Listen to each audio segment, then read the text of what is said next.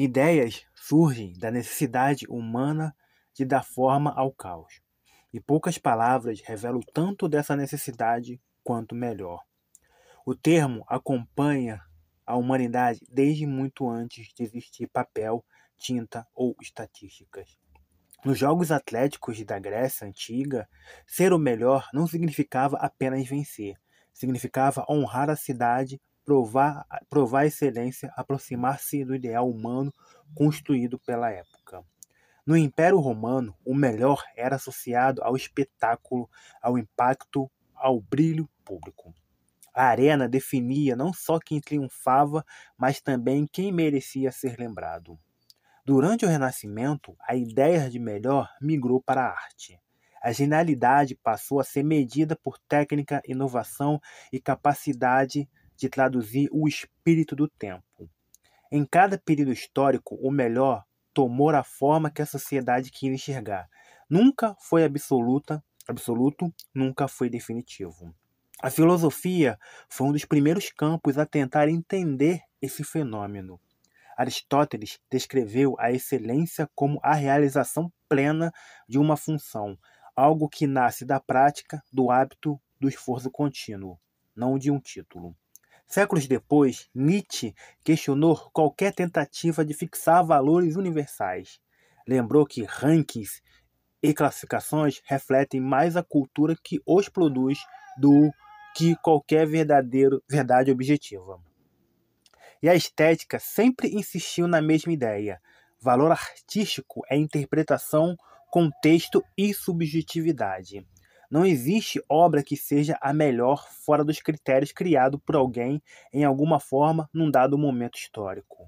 Com o tempo, a noção de melhor se expandiu, deixou arenas, palcos e academias de filosofia e passou a habitar o cotidiano das pessoas. De obras de arte a jogadores, de discos a filmes, de livros a performances. Tudo passou a ser colocado em disputa. Não porque existia uma necessidade objetiva de decidir um campeão eterno, mas porque cada sociedade encontra nos rankings uma forma de expressar seus próprios valores. Técnica, impacto, legado, inovação, popularidade. Critérios que mudam com as décadas, com o mundo, com o olhar das gerações. Mais do que medir produtos, medem épocas. Quando as ciências humanas avançaram, especialmente a psicologia social, o entendimento sobre o melhor ganhou profundidade. Claude Lévi-Strauss já havia observado que culturas diferentes organizam o mundo de maneiras distintas. A psicologia social acrescentou algo essencial: o ser humano aprende sobre si comparando-se aos outros. É essa comparação que constrói identidade, pertencimento e sensação de lugar ao mundo. É ela que cria torcidas. É ela que dá origens a fandoms. É ela que sustenta comunidades inteiras baseadas em gosto, afeto e defesa apaixonada. A escolha de um favorito gera laço. A defesa dele gera grupo. O confronto com o gosto alheio gera engajamento. Por isso, listas funcionam tão bem. Elas condensam complexidade em um formato simples, organizam o excesso de informações da vida moderna. Oferecem a sensação de que existe um caminho possível diante da avalanche de escolhas. Top 10 disco do ano, melhores filmes de todos os tempos, os maiores jogadores da história. Títulos assim prometem ordem em meio ao caos. E, ao mesmo tempo, oferece algo ainda mais profundo, um convite à emoção. Nenhum formato desperta tantas reações tão rapidamente quanto uma lista. Concordar, discordar, argumentar e defender são impulsos que acompanham a humanidade desde o início da vida coletiva. Na era digital, esses impulsos se ampliaram. O algoritmo identifica quais conteúdos geram emoção e os impulsiona. Quanto mais debate, maior visibilidade. Quanto mais divisão, mais permanência na tela. Quanto mais intensidade, mais longe o conteúdo viaja.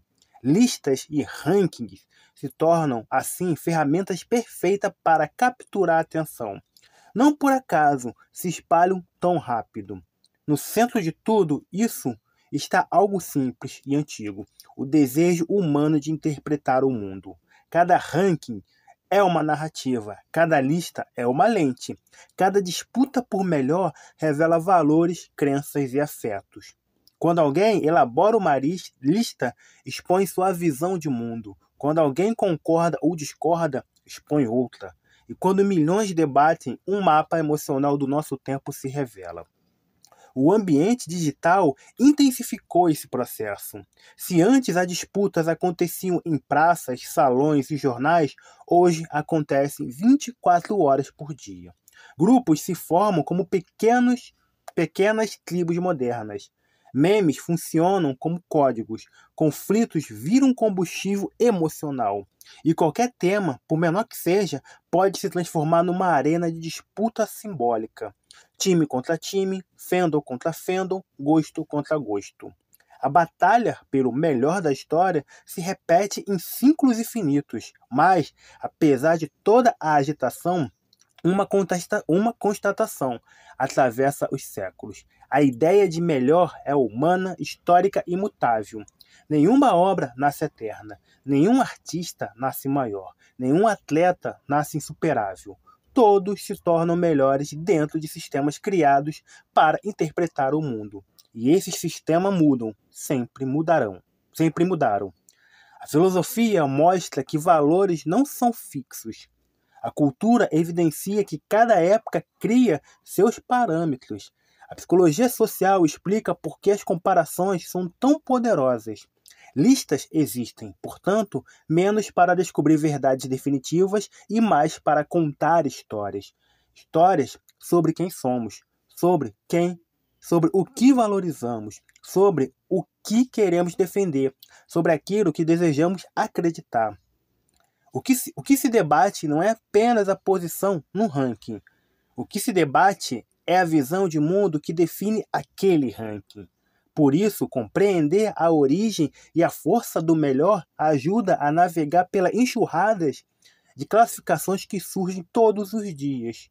No mundo saturado de dados, métricas, números e opiniões, voltar a essa perspectiva histórica e humana nos devolve clareza.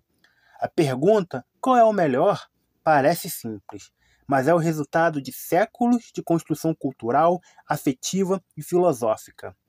E, talvez, a resposta mais honesta seja outra, que a busca pelo melhor diz menos sobre o objeto e mais sobre quem o escolhe. Ao reconhecer isso, abrimos espaço para uma relação mais crítica, mais consciente e menos automática com o que consumimos, defendemos e espalhamos. E podemos, finalmente, enxergar que a lista nunca foi apenas sobre o topo, sempre foi sobre o olhar. Antes de encerrar, fica uma pergunta para reflexão.